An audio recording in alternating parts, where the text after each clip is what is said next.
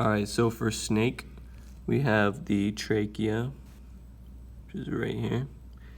And then we have the ventricle, which is right here. It's a really solid organ here.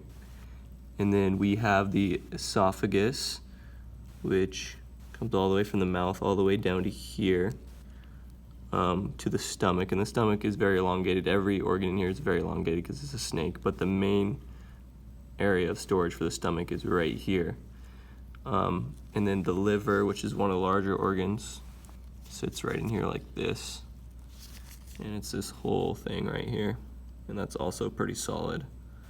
And then right below the liver is the gallbladder, actually, which is unusual because normally the gallbladder would be like between the liver, but it's actually below.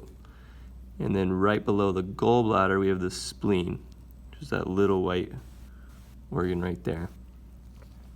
And then moving on, we have the ovaries, which is all these yellow little things right here.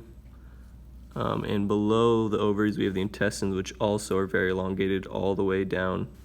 They run this hole from the stomach all the way down to the anus at the end. And then the cloaca is just a storage of waste materials, and that's right below the anus right there. And the last thing is the kidneys, which there's one on this side I pulled out, and there's still one on this side that you can't see. And that's it.